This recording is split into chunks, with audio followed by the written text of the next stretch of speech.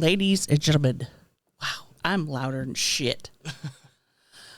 First of all, let me play the theme song. Let me get it together.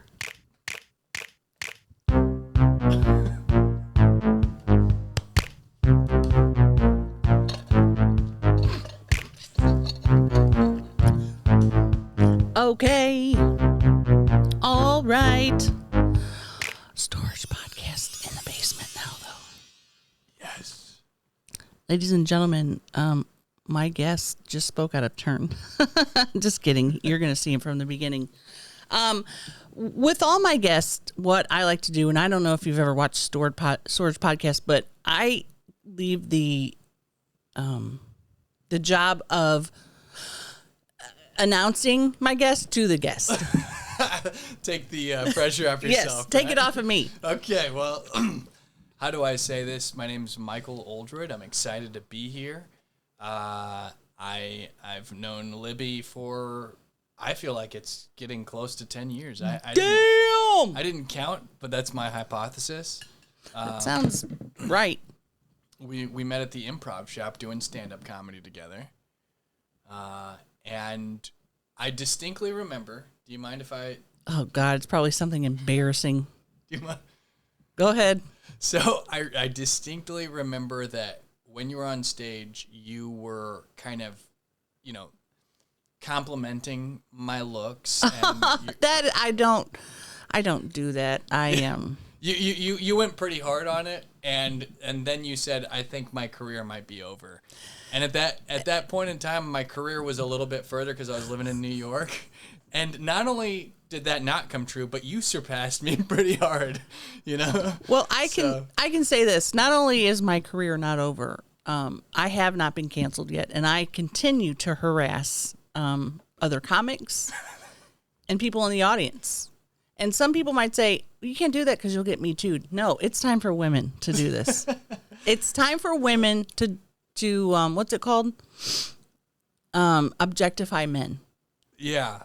Well, you know what? I like it when you objectify me, Libbie, because I was recently watching your videos, and I saw that you were so excited. You and one of your friends were so excited about some male comedian. You're talking about how good looking he is, and I felt jealous. I'm like, I thought I was the catch comedian. Oh, you thought Libbie. you were the only one. I thought I was the one that you. Well, you were the one at the time, right? And that's the thing with men. Yeah.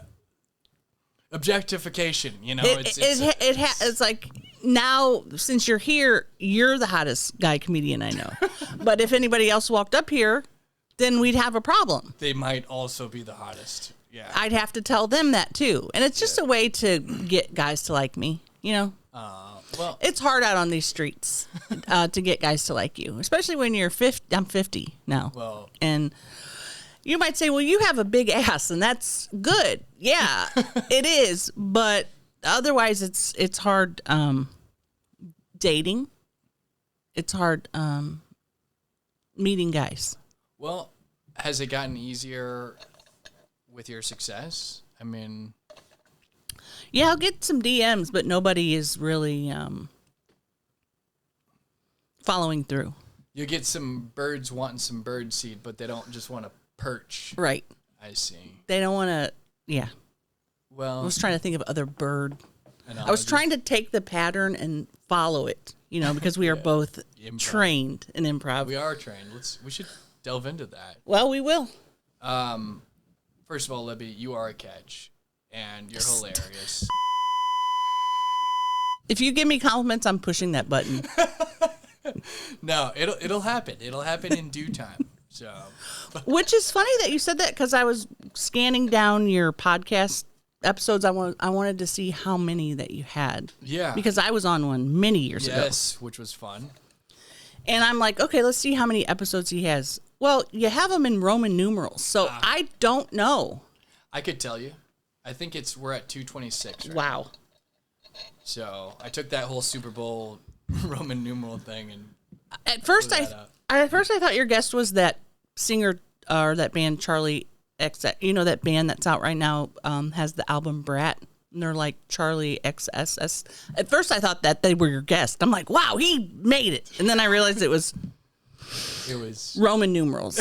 And we didn't learn that in school. We just didn't have time. Yeah. Well, I've had to use Google to Why complicate it?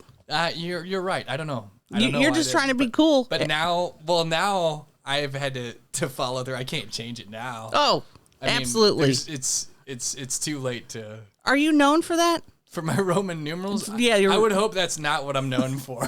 But I mean, are people like, that's the guy that has a podcast with the Roman numerals? I hope that's not what stands out to them out of all the things in my podcast. Well, I will say this, and I don't mean to back you in a corner, but when he showed up today,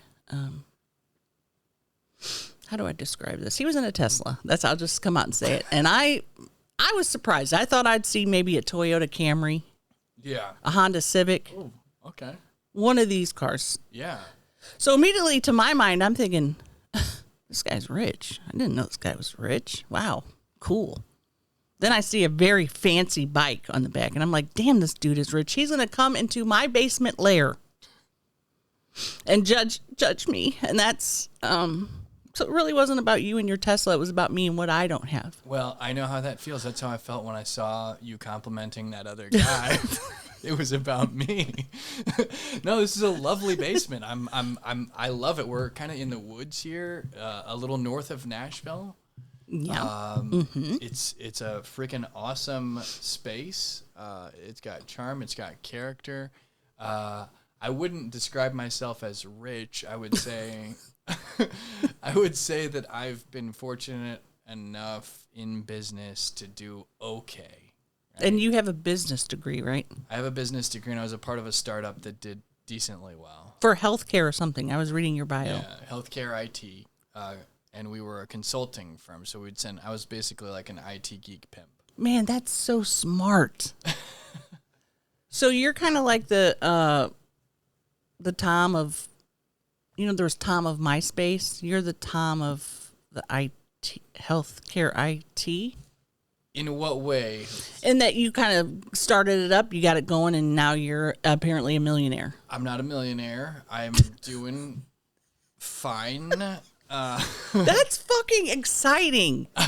I wasn't the original founder of our company, but I was the first full-time employee on the operations team. So I was basically on the ground floor. It's my friend, one of my friends from college, his older brother brought him in right after he graduated, matched the offer that he had, said, come work for me. I'll match your offer and I'll throw in a snowboarding trip. Wow. His older brother did that. And he had a decent offer. And then he said, they started to grow a little bit, and they said, we need to hire our first employee, our first operational employee. They had some consultants already. It was a consulting firm. He's like, I got the perfect guy. We went to business school together. We're friends. I've been talking to him for a while. So those conversations happened over like 6 months. I was living in L.A., by the way. So before I moved to New York, I was living in L.A., and I was living in Koreatown at the time. So talk about living humbly. I was living in basically a town or a building. I don't know if you would even call it that, where I think I was the only one who spoke English in the building. And I was afraid for my cat's life every day. And I can say that because I am part Asian. My mom's from the Philippines. I'm a quarter Filipino. Nevertheless, though, I was roughing it out in LA, trying to make the dream come true. I worked part-time at Bose. I used my business degree to at least do some kind of sales, B2B, which I'm wearing Bose headphones right now. Oh, wow. And I was just retail sales in Beverly Hills area. So I got a good part-time job paying, I don't remember the exact amount. It wasn't a lot, but it was enough to like pay my rent while I would try to scrape by and go do spots, open mics, auditions. And my boss was being too big of an asshole to me, talking down to me, and I finally had enough, and my friend's like, dude, we'll match what they're doing, and we'll give you more perks, and we'll do all these things, and we'll let you work from home. And I was like, the timing is perfect. Let's go for it. And I knew it was a risk. Joining a startup is a risk, especially when you're early on. But comedy was even more of a risk. So I was already used to taking risks. I'm like, how about we just double down on this risk-taking session? And I didn't think we would do great. I thought we'd like do okay, you know, but we did well as a company. Learned a lot, was able to do a lot with it, and it allowed me to move to the beach at the time. So I was able to move to the beach for a little bit. Damn. Sounds poor, though, living on a beach. It was. We lived in the cheapest apartment in that area. I moved in with a Craigslist roommate, but it was better than the... Whoa, that's scary. See, guys can do that. Yeah. Women can't do that. Yeah. It did give me material, Spooky. but he was a unique one, I will say. Was he an older gentleman? He was older than me, but he was actually at the time I was younger than him, but he was a 28-year-old virgin.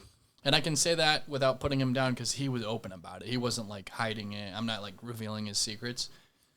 But how old are you now? I hate to admit this. I don't like to admit it anymore. I'm going to guess 32. Really? Mm-hmm. Is that based on looks or? Yeah. 37. Damn. Motherfucker's old. The guy I'm banging is younger than you. Oh, wow. Look at you robbing the cradle. Well, we don't say that.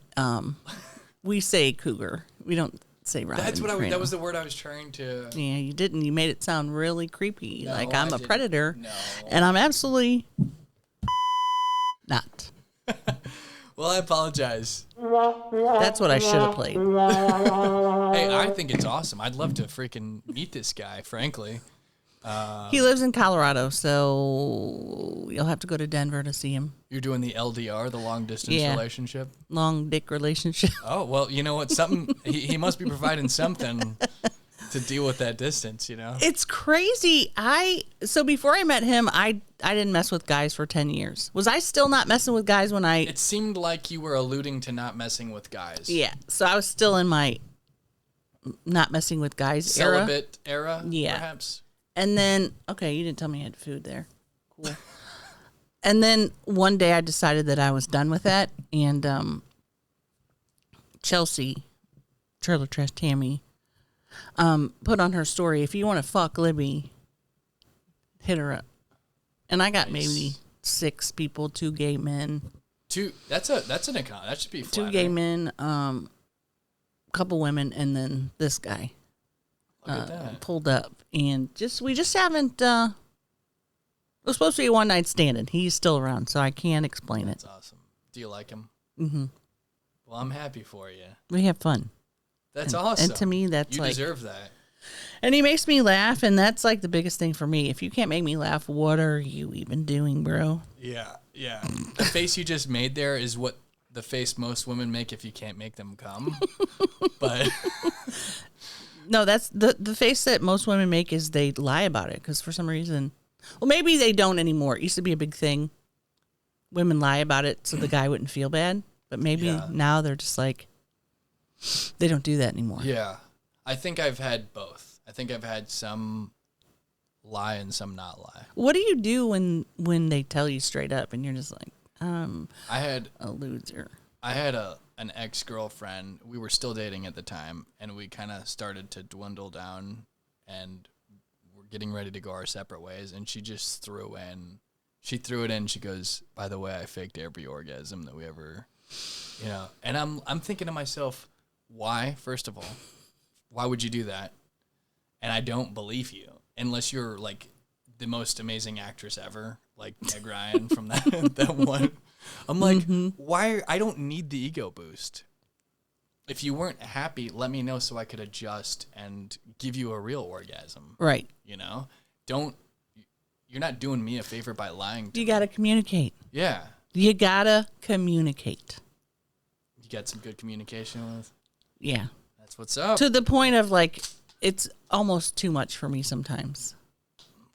God, you look like Adam Ray right now. Is that the good-looking guy that you... You know who Adam Ray is? No. The other guy we were talking about was Tim Convey. He's a St. Louis comic. But Adam, you don't know who Adam Ray is? Off the top of my head, the name sounds really familiar, and I don't want to sound stupid, but no, off the top of my head. He's a comedian out of LA, and he does Dr. Phil Live right now. Okay. Which is blowing up. And is that where he plays a character? He plays the character of Dr. Phil. That sounds awesome already. It's so funny, and he has guests on, and it is. Is he good at impersonating him? Oh yeah, and he's an improv guy too, so that's awesome. he gets it. That's great. So improv. What do you think improv was before you took improv training? Well, I'm drawing a blank, so what I will say is the thing that stood out to me is, and maybe this answers the question indirectly, the thing that stood out to me is that you can't try to be funny in improv. Mm-hmm. So doing stand-up, I was always, not only as a class clown originally, I was always trying to be funny, and I loved when it went well, and in stand-up, it's the same type of thing. You manufacture humor. Sometimes you do impromptu, aka improv of a sort. But in improv, you can't hog the stage and you can't try to be funny. And if you try to insert a punchline and go, "Oh, this is clever," it doesn't usually get a laugh, and it also makes people in the group think you're an asshole. Your teammates are like, "Oh, he's the guy. He's the fucking guy." There's always one guy or gal who always wants to add something funny in. Yeah. And UCB, they do long form, right? Yeah, a lot of heralds. That's kind of their main structure, which is a great exercise, but it's not always fun, for me at least. I mean, when it goes well, it's really fun. Oh, yeah, when it's a good herald. Heralds it's a long form way of doing improv where you're basically doing like a whole play in like 20, 25 minutes, you'd say. Yeah, yeah. And you have different scenes and you try to get it to all come together at the Culminate. end. You very rarely see that. Yeah. Did you do organic openings? I was going to make a reference to my ex-girlfriend. I really saw that. Then I would play this sound. Nope. Damn, I haven't used these buttons in so long. Okay, I don't have the button anymore. Okay, that's right. There you go. What was the button that you were looking for? It was the there you go. There you go. The joke sound. But it does take, I mean, each level of the Herald, right? There's 3 levels: the opening, establishing base reality, finding game, and then calling back to the game in a different environment, and then culminating all together. That's definitely a great exercise. Doesn't always work out. I guess the really good people can do it well. I got further than I thought I would in improv, but I never considered myself an improv expert. Does that make sense? Mm-hmm. How about you? Same. I feel like I got good at it, but never expert level. Never. Yeah. It really helped me with my stand-up, though. That's why I just loved it so much, and it helped me with life. That's awesome. Like, I felt like it made me be more prepared for just anything. I'm like, oh, I got tools to do whatever. Yeah, to go with it. Yeah. To take it and run with it and add to it rather than being negative or denying, as they say. Right. I have to say, your characters are so cool and awesome. I'm going to use the word incredible, and I'm not just... I'm already on the podcast, so there's no benefit to me sucking up. I'm already here, but it's just a truth. And I think everyone else feels that. That's why you're doing really well. That's one of the reasons that you're doing really well. Your characters are committed. They got their own perspective, and you crack me up. Sometimes I just look at your stuff just to get a laugh. You know what I mean? So have you watched Trailer Tales with Jeremiah and Chelsea? I've seen a little bit. I've seen you guys put some stuff out there, and I felt like I recognized him from when I lived in LA. I don't know if we ever directly knew each other. We might have seen each other in passing at open mics when we were starting out. He is killing it. He's constantly working, and when he asked me to do that project with him and Chelsea, I was like, fuck yes. That's awesome. Anytime I get to do improv with other people that know how to do it, my heart soars. Well, I'm down to do some improv sometime. Should we do a full Herald? Right now? Here, right now. I don't know if I can. God, how boring would that be for them? Like, what is this? What's going on? I think it would be interesting to do something, though. Don't you think it would be interesting live right now to do some sort of improv? Yeah. Me and Tina on our podcast. Do you know Tina D-Ball? Yeah. We have a podcast called Slop City. And we'll just slip into characters whenever. It's kind of like Matt Besser, when he does his, what's his podcast called? Can't think of it right now. Used to be a big fan. He's one of the founders of UCB. I know. Whoa, look what I just found. Nice. Those are the best. And it's perfect for fall weather as we get colder here. The simple things in life, right, Libbie? I'm just I'm changing gears here. That's cool. Recently started, okay, let me go way back. I have a connective tissue disorder. So it's been ruining my life. So I'm like, I'm going to take control of this and figure out what's wrong. So I've been working, like lifting weights and stuff. Awesome. So I've been buying all of the workout clothes. Yeah. And this was one of them. And to have this on there and not know it has brought me more joy than seeing you drive up in a Tesla. That almost hurts as much as when I was watching the video and watching you talk about how good looking that. Yeah. No, I'm just Tim being Convey. silly. Tim Convey. Tim Convey. I mean, you got to see the guy. He's hot as fuck. But yeah, I understand the excitement of thumb holes. I've never had a shirt that already had these. I've cut thumb holes. You were a pioneer. But I've never bought a shirt that had. God, I'm not okay. Well, I love it. I know the value of thumb holes. And also, did you see how I deflected? Right before that, you were, complimenting me, right? And my brain just cannot handle it. So my brain says, you have to do something different or else he'll say something else nice. Okay, I won't do that anymore. Do you have issues with that, or are you pretty confident in you and your life? As much as I'd like to go with the self-deprecating answer because it's more likable, I also want to be honest. I feel confident. It doesn't mean I think I'm invincible. I feel like my confidence is grounded in humility. I know what my weaknesses are. Yeah, what are they? I'm okay with them. Well, for a while it was that I used to bite my nails, but I overcame that. Wow. Finally, which took a while, so that was not cool. That was not as sexy. I didn't like showing up to dates with Did you have nubs? A little bit. So I'm glad I overcame that. That's just not a hot look. I just can't. I got it. There we go. Oh, is that a clap for finishing biting my nails? Mm-hmm. I would say, but I've been floored several times in my life enough to have my world rocked. So definitely not a victim of hubris. But that's a big word. But I do feel confident, and that's good. Yeah, and there's nothing wrong with that. And I just think personally, if you're going to own a Tesla, you have to have that kind of attitude. You can't be a guy that's like wishy-washy, like, I don't know, I'm not that great. I got imposter syndrome and have a Tesla. You just can't. Well, I will say... It was the uncomfortable laugh for me. No, I don't have imposter syndrome. But I... That's weird that you are able just to go through life like that. It's cool.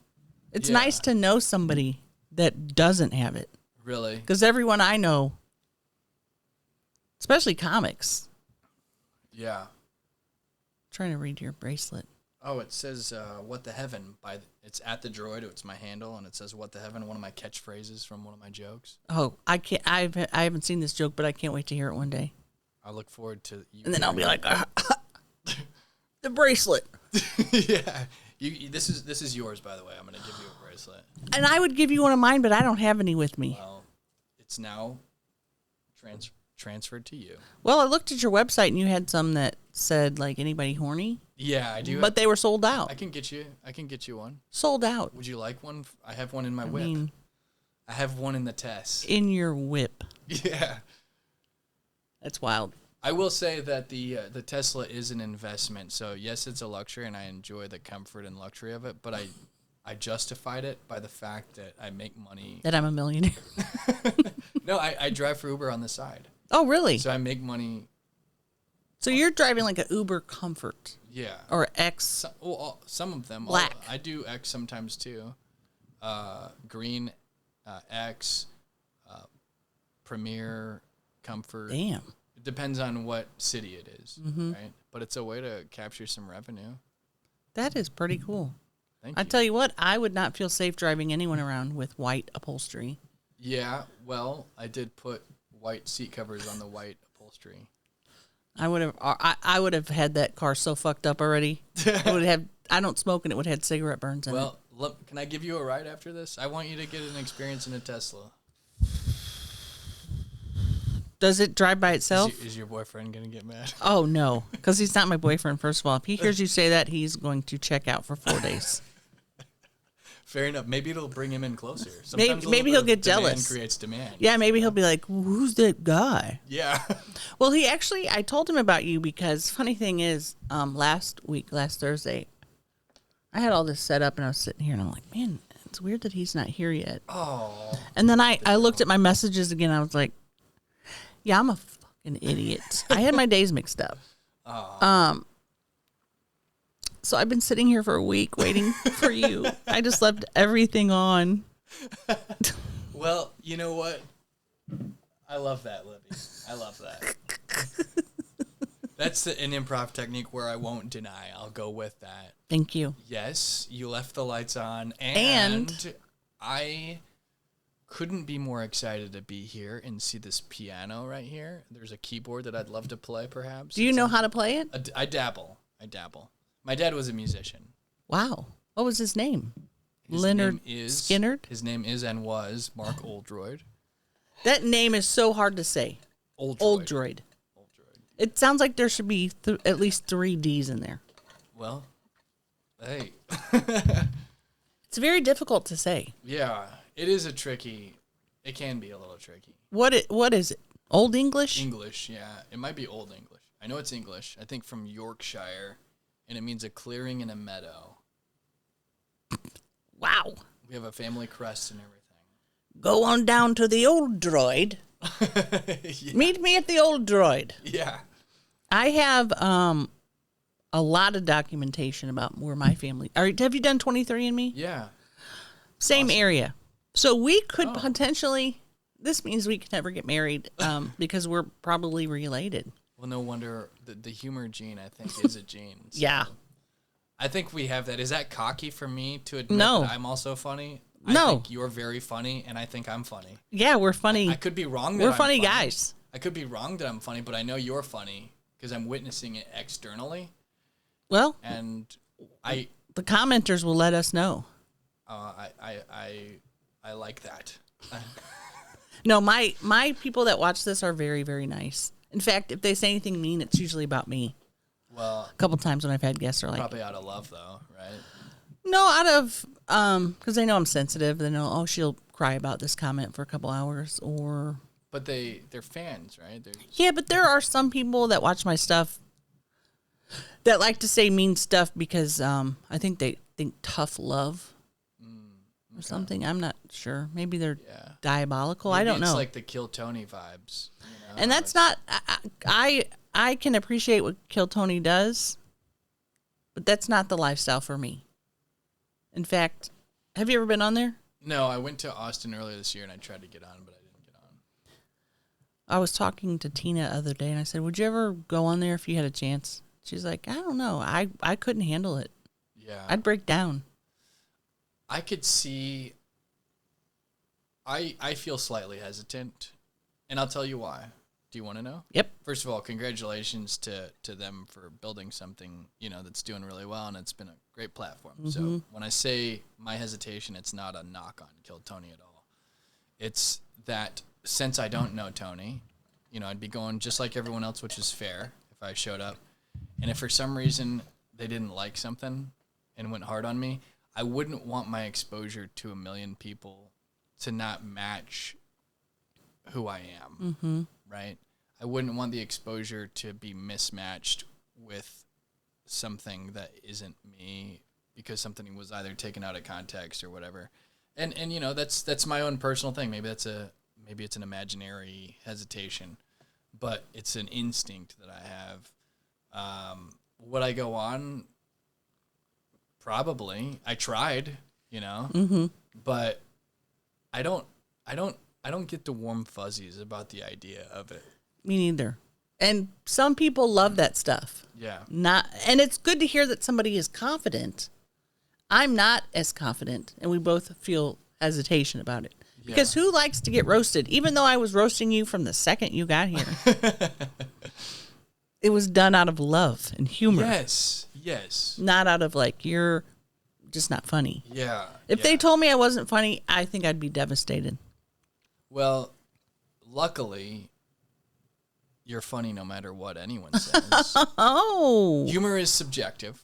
So you're right. Nobody's going to be liked by everybody, first of all. And we're not always on.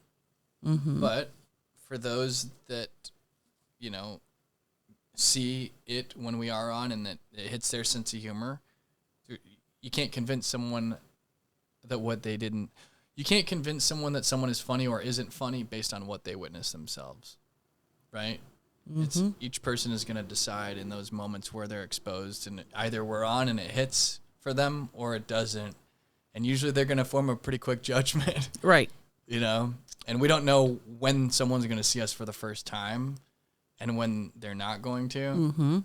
So we can't really worry about it or overthink it. We can't really control when other people ingest us for the first time and make that evaluation. So all you can do is just be you and be free.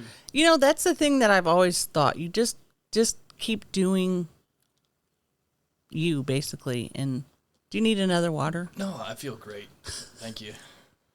And always just like not especially when I put content out, I don't overthink it. I just do it. Yeah. Because if I overthink it, I'll think myself out of it. Right. I think that's normal. Some of the best stuff sometimes is sometimes the stuff that performs well is what I think is dumb of myself.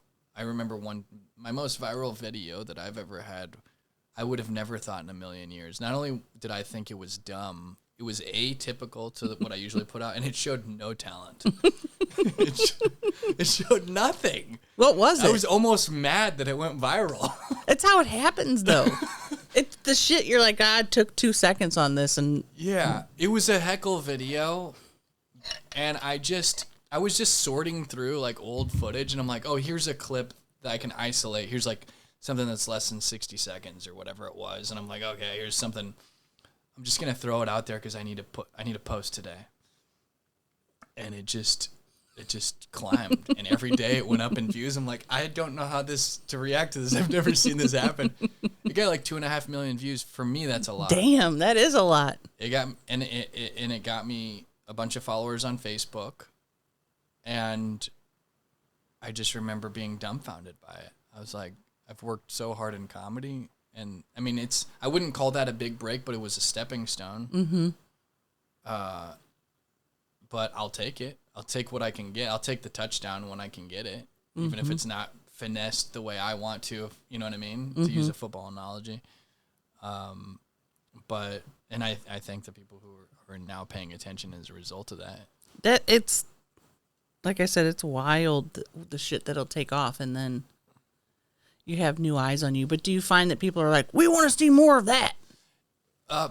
Sometimes, but with that particular video, I don't remember seeing too much complaining.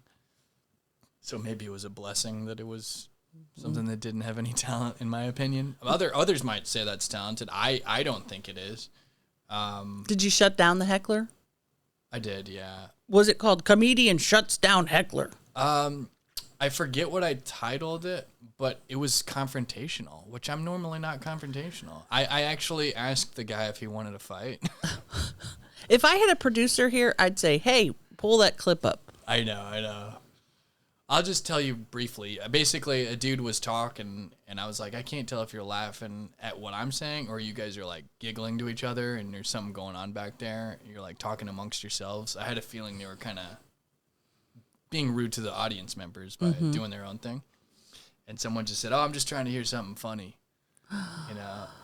And I, you know, obviously I was like, whoa, and the audience kind of was like, oh, you know, like, come on, man. Awkward. Like, so I was like, whoa, that's an interesting choice of a response. I mean, those kind of sound like fighting words. I mean, do you want to fight? And he said, and then they kind of, I don't want to say back down, but they weren't like, yeah, let's fight. Were they drunk? The guy said that he had just got off work. And he was tired, and I said, what do you do for work? And he said, I'm a dishwasher. And then my comeback was, now I see why you're hating on me. Which is a dick thing to say. Yeah. And I don't judge anybody for anywhere. I mean, but if you're on the stage, you're gonna say shit like that. I drive for Uber on the side. I'm not too good for working for anything. I respect those that hustle, but I don't appreciate disrespect, you know. So I fired back at him without getting too confrontational, and it got a giggle, you know. I mean, whatever, it was just I guess it was a closed circuit. There was problem and then there was resolution, you know. But people love that shit. Yeah. They love heckler shit. They love it so much they think they can come to a show and heckle. They're like, I want to do it. How do you respond to hecklers? What Luckily, I don't have a lot of hecklers, people saying mean things. I have more people like, I love you. Yeah. Excuse me, bitch. You know, they say nice stuff. Yeah. And then usually when it's happening, it's when I'm on the road with Chelsea. So I'm featuring for her, and I don't want to shut them down because it's not my show. I don't want to be like, shut the fuck up. Because that's what she does. You know, I don't want to. Which is it funny when she does that? Oh, my God. It's so funny. Yeah, and people love it. Yeah. But I don't feel like I'm in my position in the feature spot to like be like, hey, you need to shut the fuck up.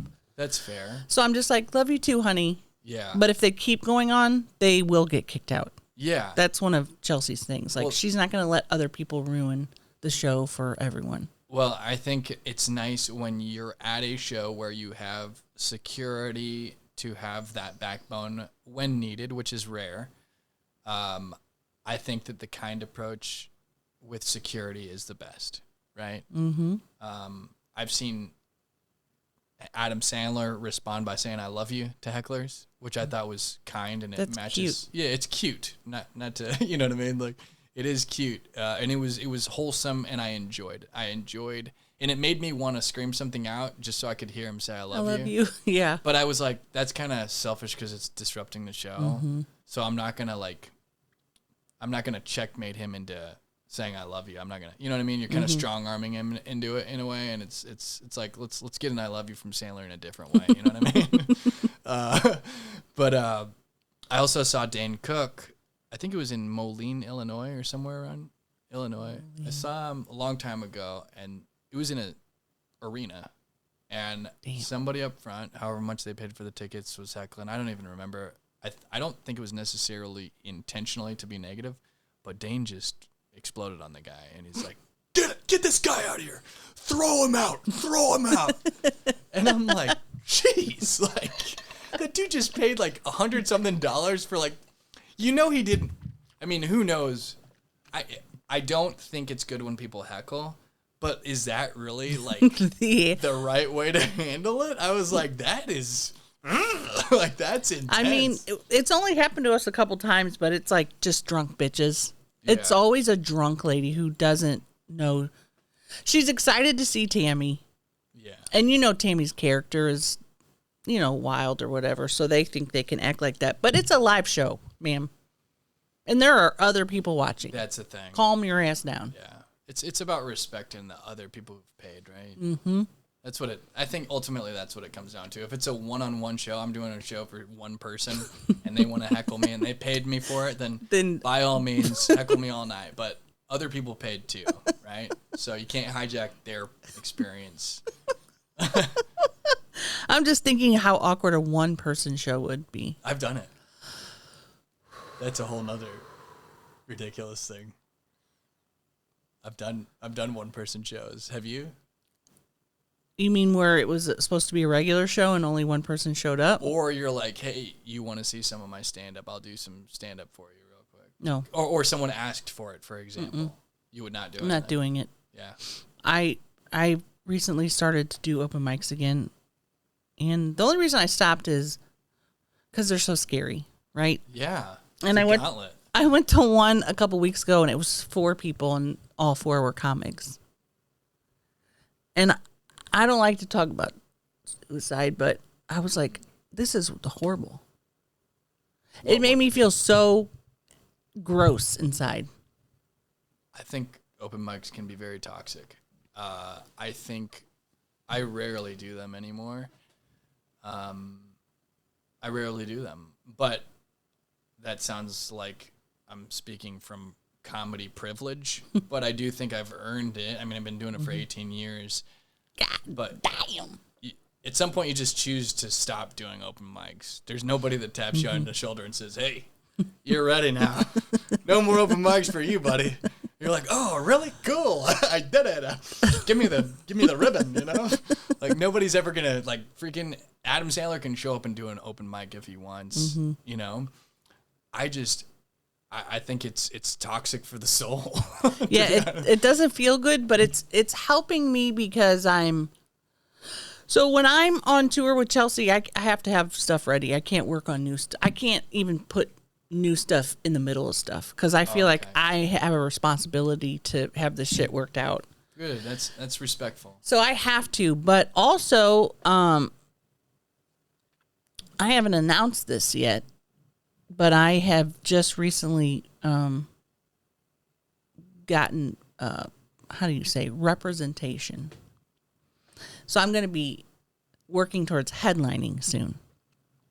I don't want to clap too loud and like destroy the audience's. Oh, wrong one. Yes. Hey, congratulations. Thank you. That's outstanding. I'm scared. I'm scared of everything. Always scared. Headlining? I'm just scared of my fear is always never being good enough. Well, who told me that? Mom, Dad, who put that in my head? I don't know. Well, you are, and it's about time, frankly. I think it's very appropriate that you start headlining. So, I don't see that as a random weird thing. It seems like you're right on track for what you've been doing in the direction you've been going. You've been doing it for a long time. You got a big following. I think it makes sense. So I can tell you, you'll grow into it just like anything. Mm-hmm. I love headlining. I don't really care to feature. I mean, oh man, featuring is the sweet spot though, dude. Yeah, it really is. I don't mean, and I don't say that as lack of appreciation or respect for it. It's more of when I started a headline, I really grew into and made my own, and I feel like I can't necessarily do that with 20 minutes, or it's not my show. Right, you know right. I mean? I see what you're saying. That's kind of how I feel sometimes. It's not my show to do whatever the F I want and to make love to the audience in the way that I want, in the way that we want, right? And they're not necessarily there to see me if I'm not headlining. They may be excited that I'm on the lineup, but like the people that came out, most of them, some of them would just show up because they want to see comedy.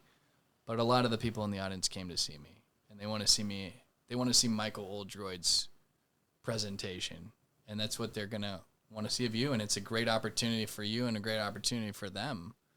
And you can really cut loose. You'll further evolve into a higher echelon of your own comedic self. Ooh, echelon. Yeah. Yeah, I'm excited. It's a huge nervous deal. It's very exciting. I'm excited that you got to announce that while I'm on the show. Now I'm thinking, I'm like, should I have said that yet? We'll see. I'll ask my people. I've got people. Yeah, I got a person. I'm not going to say who or what. It's just someone's going to help me headline. It's awesome. That's awesome. I'm excited to watch that unfold. I think it's the thing that makes me excited about it is I'm literally a 50-year-old lady who finally started following her dreams at 40, and like I can't believe any of this is happening to me. Well, it's crazy to me. It's a great example that think about how many people are inspired by that, and some of them are living vicariously through you, and others are just enjoying it. And there's another group, I bet, that you're inspiring and you're showing them that it's never too late to pursue your dreams and to make them come true. It's never too, and that's so true. It's wild. Well, you're a great example of that. So, do you think I should run for president of the United States of America? I do. And I'll be your VP. No. What do you think our platform should be when we run? As president and vice president? And we could be it'll be like co-headlining. So it'll be just co-presidenting. So we could swap out president and vice at times. Yep. I think we'd make a pretty good I think it'd be fun. I think we'd actually go pretty far, frankly. I think if we just I think honesty goes really far. And knowing what your opinions are, and if you don't have a plan or opinions, at least being straightforward, like, hey, this is where we're going to have to outsource some people. You know? Yeah, guys, we don't really know what we're doing today, so we're going to we're calling in sick today because we don't know what the fuck we're doing. Yeah. Hey, hadn't been briefed yet. Wondering if we could do that first before this big, but holy shit. Have you ever seen the movie Man of the Year? No. It's a Robin Williams movie about a comedian, late night host, TV host, kind of like a Conan or, Jimmy Kimmel. And Johnny Carson for the older people. Yes. And somehow there's like this rumbling, oh, you should run for president. Oh, you should run for president. Oh, yeah. He's like, no, I'm a comedian, you know. But anyway, it leads to this whole thing where the idea kind of takes off and then people start calling for it, you know, and it starts showing up in news headlines. They're like, will he run? We want him to run. It seems, you know. So Robin Williams ends up running. The character that he plays runs for president and has a huge following. People love him because of his honesty, and he's got these hilarious but true political opinions. And I don't want to give everything away, but who cares? Who cares if I give a spoiler? It's 30 years old. Basically, he wins, and then he finds out that there was like an error in how they collected it, and he didn't actually win like the popular vote or something. And instead of just moving forward and staying in the position of power that he could have, he did the honest thing and he turned it back over and said, if I didn't win fairly and squarely, then I didn't win. And he turns it up and he resigns. He resigns as president, which is wild. But whoa. Yeah. Can't believe I've never heard of that movie. Yeah, I think it's called Man of the Year. I recommend it. I love Robin Williams. He's made so many great films. I'm gonna look at it just so it shows up in my phone and it'll remind me at some point, like, hey. Yeah, he's R.I.P. Okay, let's see when it was made. Nice. Fuck you. It says it's hopeful. Damn, where did it go? Hopeful, hilarious, and satirical. Mm-hmm. Made in. It won't tell me the year. But it 2006. It is a hopeful movie about the importance of honesty and integrity. Are you an honest guy? I think I am. I try to be. Same. I think that's a way of respecting others and respecting yourself. But honesty is not only respectful and liberating, but it is a great source of humor. You know, calling the elephant in the room is usually quite humorous, oftentimes. So. Some people just don't want to be honest, though, because they don't want to really deal with the consequences of what that could cause. Yeah, I think that there's a way of withholding unnecessary truths for the sake of not harming people. Mm-hmm. And tact. Tact is something. My brother is very honest, but he's unnecessarily honest at times. Is he on the spectrum? No. Okay. And I respect him for his honesty. He'll shoot you straight. But sometimes he'll say things like, kids don't have a filter because they're not thinking about, oh, this might hurt this person's feelings. hey, do you care if we, go for a walk? No. Like, but Uncle Michael wants, no, Mom, But I think honesty is important in communicating, especially in relationships and business. It was one of the reasons that I did well in business is because of my style, which was transparency. Transparency is beyond honesty too. Honesty is like telling the truth. Transparency is actually opening up a lens to allowing people to see things so they don't have to ask all these questions to find out. Because you could have an honest person pleading the fifth or, things like that. Mm-hmm. But transparency in a relationship, for example. One thing I'm going to try to, it'll sound like I'm, what do they call it, virtue signaling here, but this is something I do believe in. When I am interacting with a woman, I try to create transparency for her so she's not wondering where we stand. I feel like that's not a cool thing to do, is to kind of like lead someone on and they may not have the courage to like reach out and say, hey, are we together or what's going on? I just try to be transparent from the beginning, regardless of like where I am, where I'm going, and then I'll empower the other person to be able to make decisions based on my honesty, So you come off right out off the bat, just be like, I am a fuck boy. Boy, you read that fast. I've been a fuckboy for many years of my life. Not all years. When I commit, I commit. I will be honest about that. You know what I mean? Is that fair? I mean, yeah. If you're honest up front, yeah. Yeah, I got into a conversation in Laguna Beach of all places where I overheard these two guys talking about how they hate talking to girls for months, and when she finally gives it up, and I'm like, I almost got in a fight with them. I said it's so gross. I said, dude, have you ever thought about just being honest with a woman? Have you ever tried to tell her your intentions from the very beginning? She might say no, but she also might say yes. Mm-hmm. She might be a fuck girl. Yeah. And either way, that's not cool. You're being a piece of shit when you do that. I didn't say that, but I got my point across in a stronger way where they actually like, who is this young man? Yeah, who's this wise?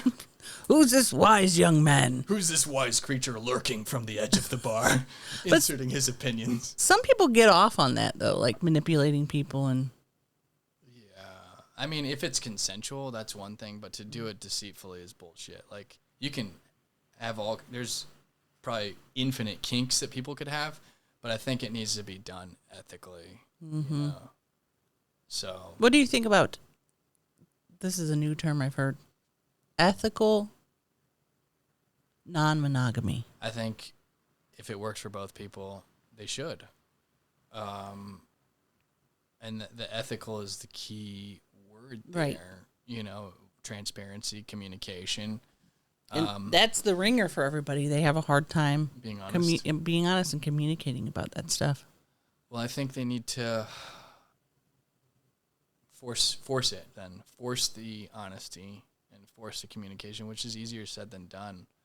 But I just think it's the right thing to do, It's the right thing to do. You're right. Damn, we got deep. That's the thing about this podcast is it can be funny or serious. Like my whole point of starting it was I was in a storage space. So I'm like, what does that mean to me? Yeah. And then I was like, what am I holding on to that I don't need? That was like the whole theme. Okay. Because I'm always holding on to fear. Because fear to me makes me feel safe in a weird way. Because I can rely on fear. I know I'm always going to be scared of everything. So what if I'm not scared of stuff anymore? What does that mean for me? Do I have to push myself further? In a good way? Maybe, not necessarily though. Very complex. Yeah, not necessarily though. I would. You're asking. I'm not giving advice. I'm sort of just like putting it out there. Like, Oh, it's a rhetorical question. Yeah, like, and also I think a lot of it has to do with OCD. So I get in these patterns of like every time I go on stage, I'm scared. What if I was to not be scared when I go on stage? Yeah. What would that look like? Would I be okay? Nope. My brain's like, nope, you have to be scared. Oh, do you want to be scared, or do you want to know how it feels to not be scared when you get on stage? I don't want to be scared every single time. Well, but I am. And what are you afraid of, if you don't mind me asking? My biggest fear before I go on stage, and once I'm up there, I'm fine. But my brain is like, this is going to be the time where you're going to forget and blank out. I'm afraid of going up there and being like. Well, have you ever had it happen? I've had it happen for mere seconds. Yeah. But those seconds, like last night at an open mic, very new bit, and first time I ever did it, and between the paragraphs, I could see them in my head, I just lost it. And I kind of was like this, and then I go, because everybody was dead. We beat Medicare. Everybody was dead silent, and then I went, why are you guys being so weird? And then everybody fucking laughed. You gaslit them? It was me being like off the cuff, just like, why is everybody being weird? And then they laughed, and then I was like, okay, I'm fine. And then I just went on. Yeah. That's awesome, though. It was really scary. It's good to know how it feels to be uncomfortable on stage, and I've experienced that. Oh, I've forgotten before. I had a really important performance once. It was a showcase. I had to pay for the showcase because it was like a college. It was at NACA or APCA, and I paid all this money. And because I had paid all the money, I was even more nervous because I'm like, this is my own money if it doesn't go well. And my friend's money. We went on it together, and I effing got on stage, and I was rehearsed. I had my stuff ready to go, and I just drew a blank on my very first joke. And they like introduced me so well. It was like the perfect intro, and the momentum was going. And I go, "Hey guys, how's it going? Hey, go. Hey, this is good. It's good to be here. Hey, I love you guys. Do you love me? I said, do you love me before they even knew me? I asked them if they loved me because I you didn't know where you were? Yeah, I right off the bat didn't know where I was, and they were like, yeah. What's with this guy? I was like, okay, and your face gets red, and then you know they can see it. You know they know you're nervous. I'm like, How long did it last? 10 minutes. I got on track, and I did start. You were up there for 10 minutes before you knew what you were doing? Oh, no, the blank lasted for roughly 10 to 15 seconds, and after I said, do you love me, something clicked in shortly after that. And I got on, and I started climbing. I started going up, and I knew where I was, and I was able to kind of. But I knew I got off on the wrong foot. So no matter how well that set went, there's only so much height that I was able to get in that performance. And did you reference it at all? I can't remember, but that would have been a good idea. That's one of my techniques, is like pointing it out. Like, yeah. I'm a fucking idiot. Look what I. Yeah. Yeah. Which, again, I think is an honesty thing. Yes. It's like, oh, man, I got so scared I forgot what I was doing. Yeah. Vulnerability. Mm-hmm. I used to rely on that a lot when I first started stand-up because my material sucked. Mm-hmm. So I'd get up there and I'm like, you guys didn't think that's funny? Oh, shit, maybe I should quit comedy. Okay, yeah, doing the robot now. Now, I would love to see that. I'd be like, hell yeah.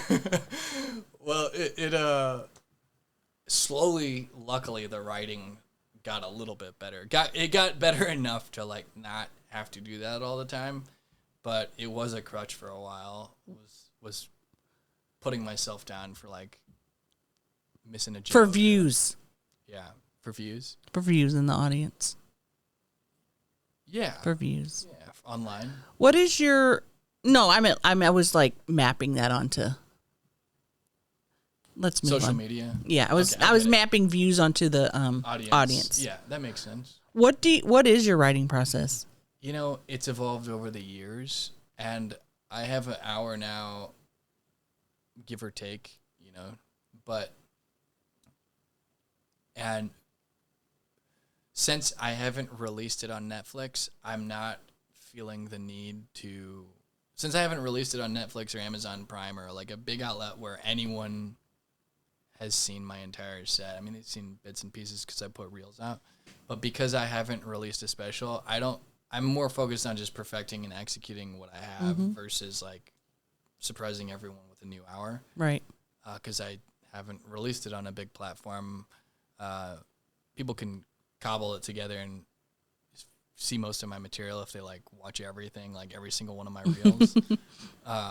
But I would say because of the fact that I'm not currently like trying to create a whole new hour or something like that, my writing process currently is more a refining process. I don't really put in too many new jokes unless something really excites me. Like if it kind of like gets me excited and it's new and topical in a way that is effective and it's getting just as big of laughs, then I'll find that artistically nourishing.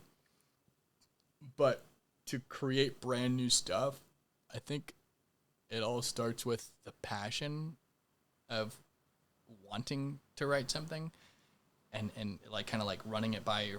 when I first started, I was always running stuff by my friends, comedians or non-comedians. Like, hey, especially my non-comedian friends.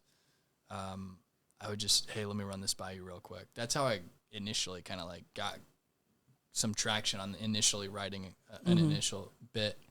But that stuff was more contrived, and I find now that a lot of my stuff is off the cuff. Not to sound lazy. I know it sounds a little lazy, but that's the main writing that I've done in the past has been on stage. Yeah. Which is always the funniest to me. Yeah, it's in the moment, and your endorphins or whatever you want to call it, your adrenaline pushes the writing in those moments, for me as well. That to me is like in the last year or so, I'm like, I have to stop relying on that because I'm not making things fast enough. Like I need more material. Sorry about that bug. No problem. I recently started writing with another lady, and it has helped me tremendously. That's awesome. It is. And at first I felt like a lot of like shame about it. And she's like, do you know how many comedians write with other people? Pretty much all. Everybody. Some of them write with multiple people. Some people have staff. A team, right? Yeah. Which I would absolutely love. Oh my God, that would be wonderful. That would be fun. Because my thing isn't the writing. I don't like the writing part. I like the doing it on stage part. That's my favorite part. Yeah. But. Well, I agree, actually. Writing came more difficult for me. That was the hardest part of comedy for me, is writing. I was always, I was the class clown and it was all off the cuff. Mm-hmm. So improv, there's a connection to improv there, even though I didn't think I was very good at improv. And I really don't think I was good at improv for a while, and I'm okay now.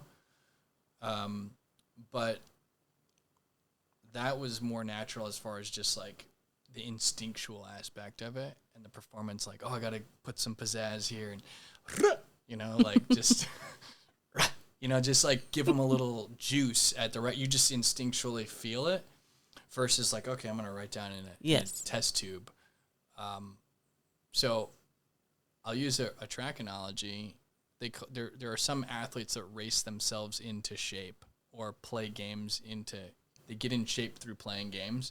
So the first couple of games of the season or the first couple of track meets, they may be kind of behind the pack, but they're so good that they don't really have to train in the off season. And if they race well enough and hard enough during the season, they can like be ready by the time the big track meets and the big games are coming.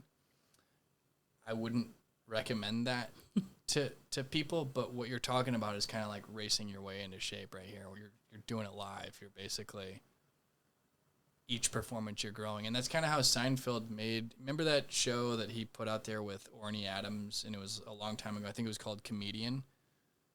Seinfeld scrapped all his material to come up with a new hour, and it was like 6 months and several weeks of him bombing first. Jesus Christ. But he would go on, I think he would write and then tweak, but he was kind of like using the stage to get, everyone essentially does that. They just have a different mix of how much of it is planned out and then truly tweaked and like written down to the T, and then each day is that process over and over, which to me, that's a very meticulous. I don't find myself to be as efficient that way. I find it to be more efficient to listen to my sets, watch them sometimes, and that's where I start writing and rewriting.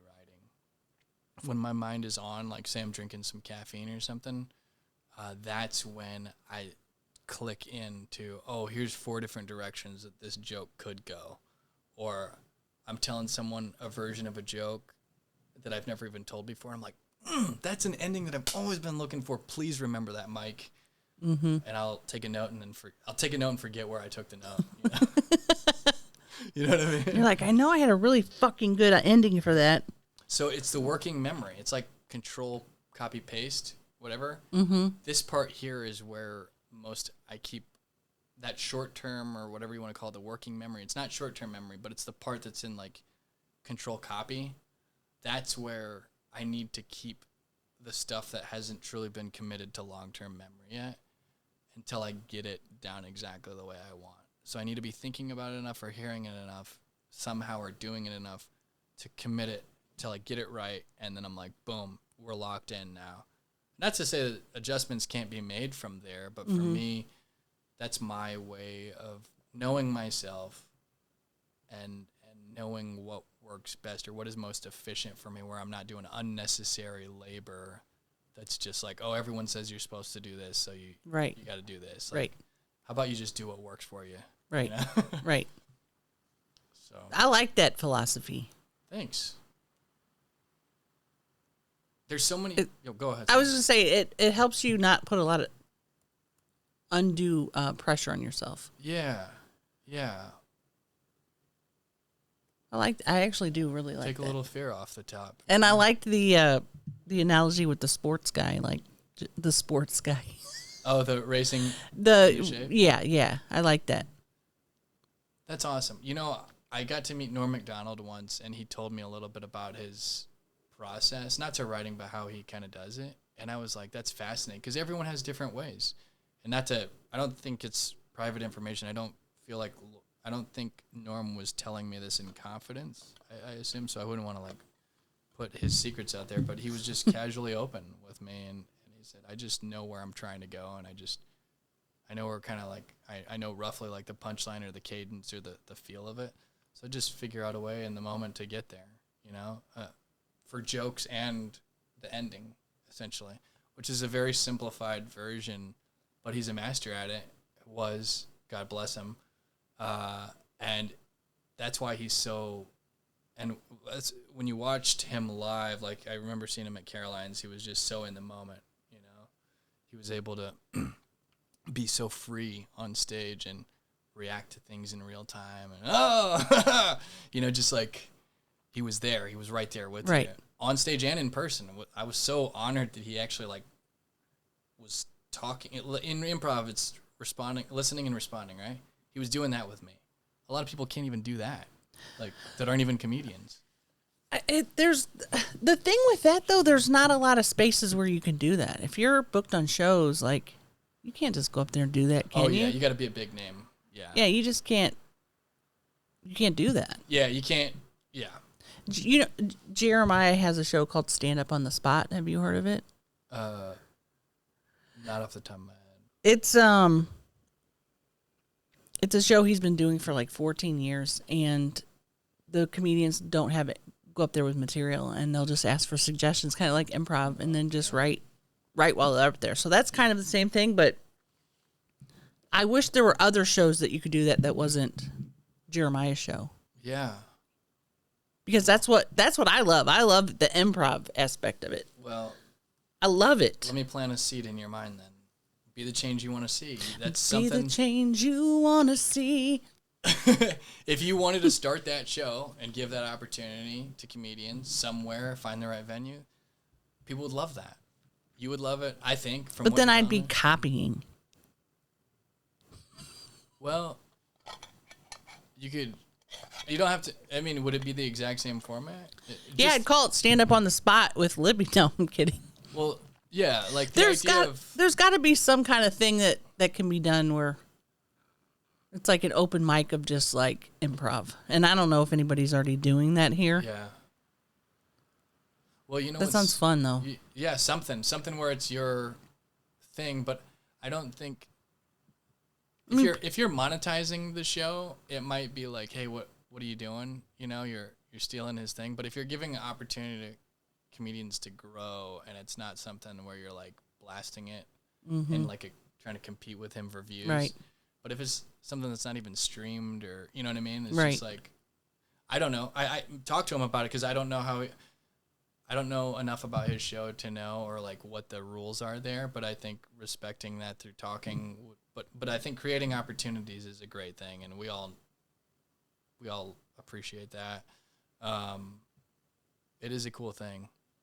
It's so hard producing a show, though. I know. That's why I've never done it. I see these people out here fucking hustling. In town, there's a couple of women that do the Don't Tell comedy shows here, and they're just constantly hustling. Yeah. And they have regular jobs, and they do comedy. I'm like, I don't know how the fuck you guys do it. I hear you. It's wild. How old are they, if you don't mind me asking? Young, 20s, 30s. It takes energy for that, you know? Right? There's a Don't Tell in Tampa. One of the girls leads that in Tampa. She does a good job with that. Have you been on one of the Don't Tells? Mm-hmm. That's awesome. They're always really good shows. That's awesome. It's a cool concept. Well, it is cool, and it's been a great platform for a lot of comedians. Mm-hmm. I haven't been on the official one, like in LA. Yeah, me neither. Just the local ones here. My friend Rafe, you know Rafe Williams? Yeah. He did a set like not too long ago for them. Here? Oh, that's awesome. In LA. Oh, really? So he's going to have his set be on the Don't Tell That's a big deal. Instagram and stuff, yeah. He's doing really well. He was that's how we know each other, was he booked me for the same show you were on. What was that show? It was at the Improv Shop in St. Louis, in the Grove. I remember, because now that I'm thinking back, I have a picture of me and you and Todd. Okay. Todd was... I can't think of Todd's fucking name. I'm gonna have to find this now. All right.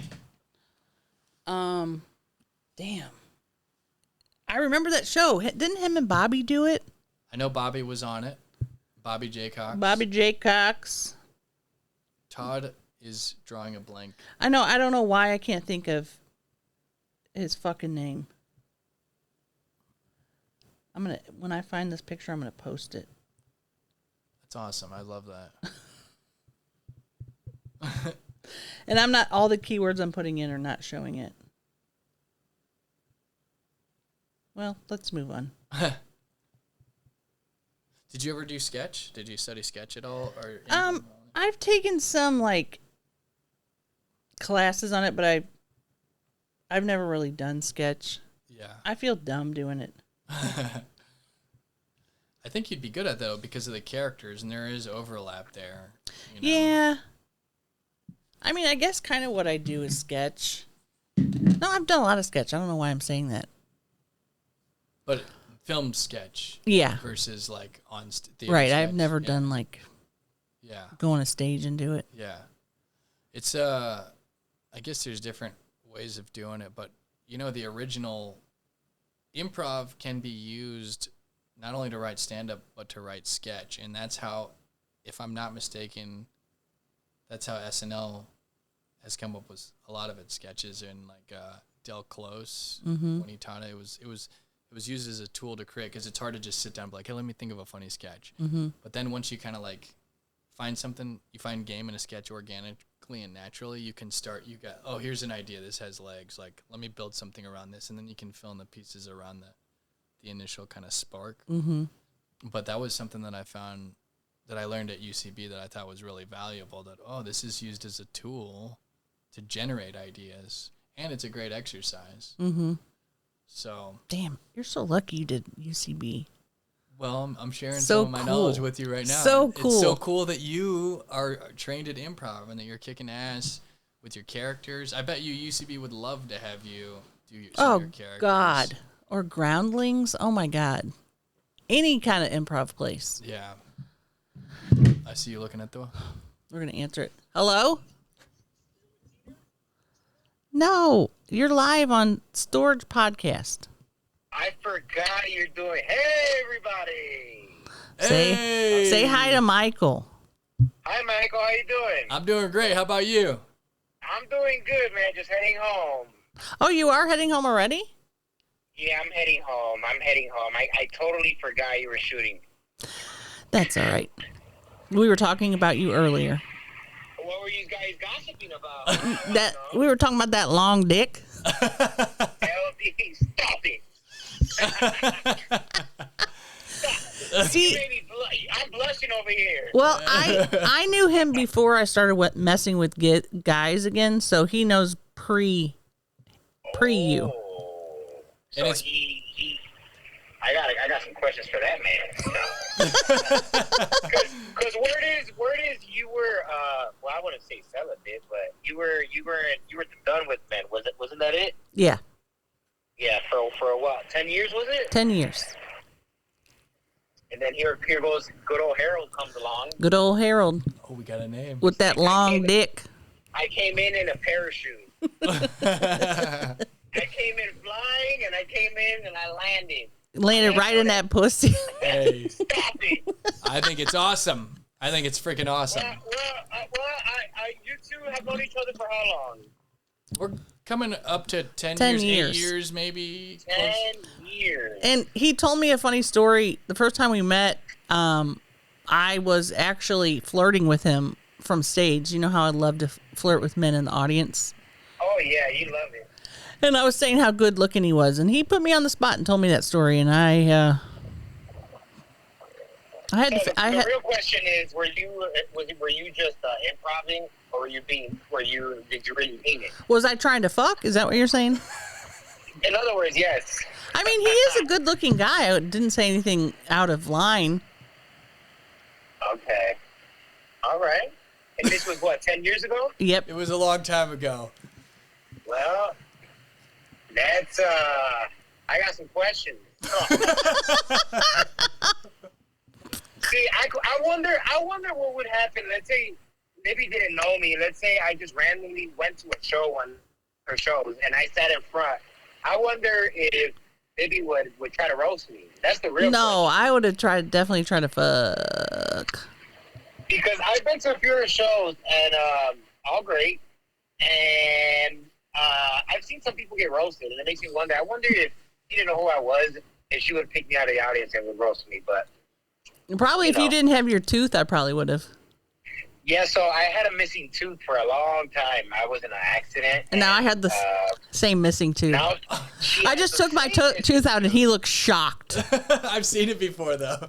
Yeah, and it's crazy because I was so insecure. It made me insecure for a long time.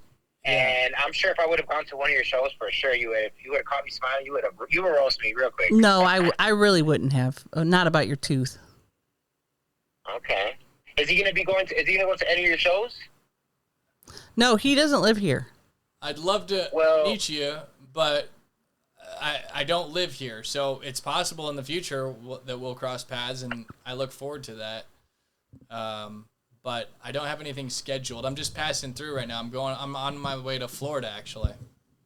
Florida. What part of Florida? Tampa.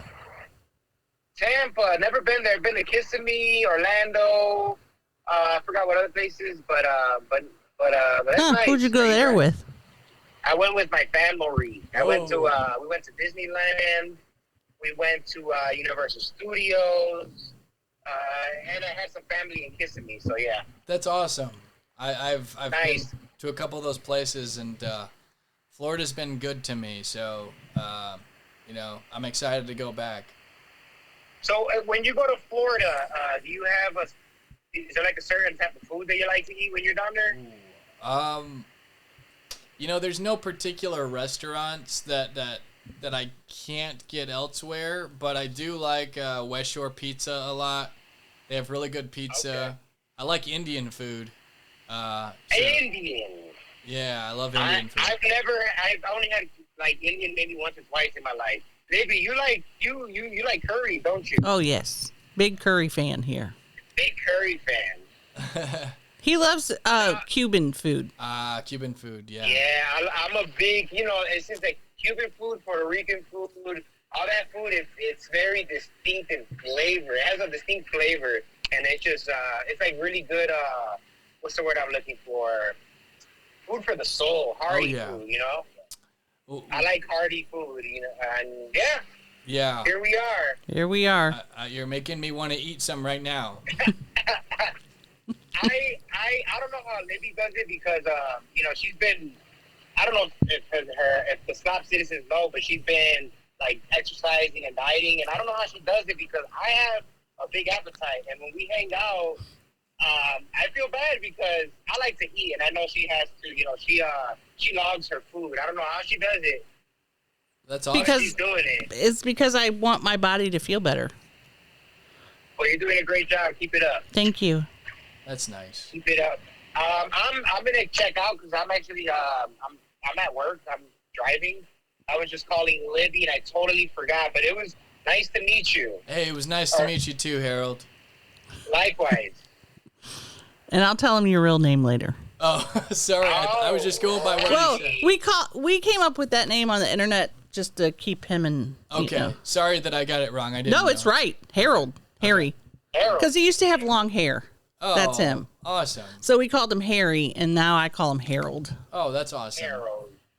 All right, mister. I will talk to you soon. All right. Be careful. Bye to the Slop citizens. But this is Storage Podcast. Okay. Not Slop Citizens. Oh, you're right. I'm sorry. Storage time. Storage Whores. Okay, I'll talk to you later. All right, bye. Hey, that was fun. He's cute. Yeah, that was fun. He seems good. He seems nice. He's a nice guy. I like him. Has a little bit of ADHD and does forget a lot of stuff. Yeah. So. Harold, that's an ironic. Harold. We were talking about Harold. Harold. Oh, God, that's right. Yeah. We're actually at 123 minutes. Well, no, we're at an hour and 23. Okay. And I usually go an hour, but I wanted to ask you, I like to do something for my Patreon if you want to, where we just switch spots. Yeah. I call it the switcheroo. Yeah, let's do and it. you take charge. Okay. All right. But let's say goodbye first, because this is going to end here, and nobody, if they're not on my Patreon, they're not going to see what we're going to do next. Oh, okay. So we'll say bye on the podcast. Yeah, we'll say bye, and then we'll switch. Yeah. But thank you so much for coming. You drove all the way from St. Louis to come here. Hey. In a Tesla. I appreciate this. It was fun. It was fun the first time we recorded a podcast in Tampa. I'm going to have to tag that podcast so they can listen to that one too. That'd be awesome. And see the difference in our lives. The audio, it was an audio only podcast. Mm-hmm. I still have the video in my mind. But this one, I like that we have the video this time. And this is a cool kind of update, or it's a cross-section of where we are kind of in life and in our careers right now. And I think things are going well for us. I think so. So I'm going to go back, and I probably won't be able to find it because, I can't read Roman numerals. But I'll just keep going like this. I'll send it to you. Until I see my name. Or if you just type in Michael Oldroyd Comedy Podcast and Libbie Higgins. Okay. And I would go to, like, Google. I would type in, like, Google. I think Google should work. I think, yeah. I'll try that. Yes, and, hit enter when you're done. Well, thank you so much for coming. Everybody go check him out. Where can they find you? My most prevalent platform right now that I'm building is Instagram. So Michael Oldroyd is my name, but my handle is at the droid with a Y, not an I. So that's where I'm. What a cool guy! Hey. Whoa, that scared me. Nope, that one. Hey, that's appropriate for Halloween coming up. So. And the 12-foot skeletons. Yes, that Libbie has right outside the front, which I thought was wonderful when I drove in. He's like, welcome. Yes. Is that how you felt when you drove up? I felt very excited. We're in a nice wooded area, and it's cozy. I feel cozy. Welcome. Well, thanks again. And we go find him everywhere on the internet. And send him nudes. He apparently likes nudes. Yes. If you're a female. Of age. Yes. 18 to breathing. And I'll just play this to to just go out on. Oh, I forgot I had these. Send him nudes in his box.